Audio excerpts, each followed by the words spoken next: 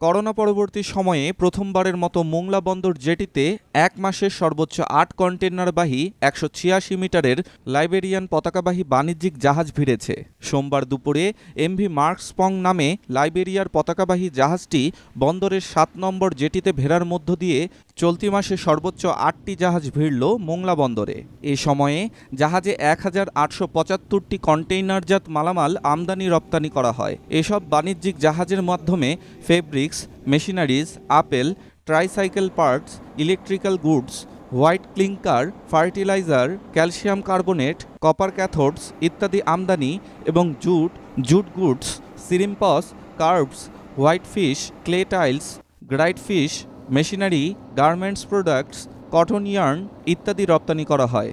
বন্দর সূত্রে জানা যায়, গত রোববার মোংলা বন্দরের পিপি জেটি নং ৭-এ সিঙ্গাপুরের পতাকাবাহী কোটা টেনেগা এবং MV Kota Ranchak, MV Maersk Vladivostok, MV Maersk Qinzhou, MV Maersk Chattogram, MV Maersk Dhaka বন্দরের বিভিন্ন জেটিতে নোঙর করে।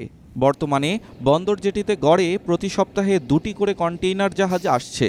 Shipping agent, Mongla customs agent association, chamber of commerce Khulna ও বাগেরহাট আমদানি রপ্তানিকারক ও বন্দর ব্যবহারকারীদের সঙ্গে ধারাবাহিকভাবে মিটিং ও সমন্বয় সহ বন্দরে আধুনিক কন্টেইনার হ্যান্ডলিং ইকুইপমেন্ট সংযোজনের ফলে এই জেটি থেকে দ্রুত ও স্বল্প সময়ের মধ্যে কন্টেইনার খালাস ও বোঝাই করা সম্ভব হচ্ছে।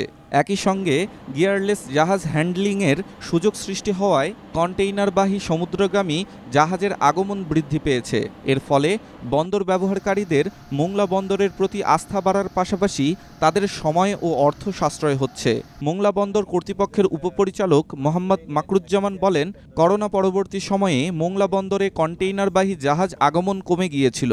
পদ্মা সেতু চালু, বন্দরে আধুনিক কন্টেইনার ব্যবস্থা চালু এবং ব্যবসায়ীদের সুযোগ সুবিধা বৃদ্ধি পাওয়ায় সব ধরনের জাহাজের আগমন বৃদ্ধি পেয়েছে মোংলা সমুদ্র বন্দরে। এর ধারাবাহিকতায় চলতি মাসে কন্টেইনারবাহী ৮টি জাহাজ ভিড়েছে বন্দরে। তিনি আরও বলেন, প্রধানমন্ত্রী শেখ হাসিনার প্রতিশ্রুত স্মার্ট বাংলাদেশ ও ভিশন ২০৪১ বাস্তবায়নে মোংলা বন্দর বদ্ধপরিকর। এই বন্দরকে আধুনিক ও বিশ্বমানের স্মার্ট বন্দর হিসেবে গড়ে তোলার লক্ষ্যে কাজ করে যাচ্ছে বন্দর কর্তৃপক্ষ। আলী আজিমের পাঠানো তথ্যচিত্রে ডেস্ক রিপোর্ট।